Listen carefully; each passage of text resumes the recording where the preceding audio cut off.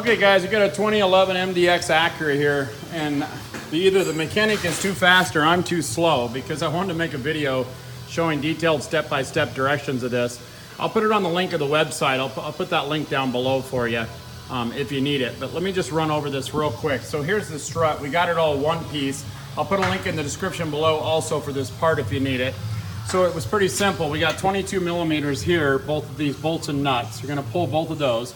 You got a 12 millimeter on the brake line, 10 millimeter on that back sensor, and then up top, there's 3 15s. You're just gonna pull all 3 of these little plastic tabs, look down in there, there's your 15s, and that'll drop right out. It's as simple as that. It'll pull right out. You might have to push the axle down just a little, or the lower control arm down just a little bit, and then put the other one up in there, and then run all those back in.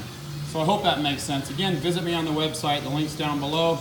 Part number will be down below if you want to see what we paid for it. And please do me a favor. Please click like. Please click subscribe. Click on my name underneath this video for all my other how-to videos. And as always, guys, enjoy.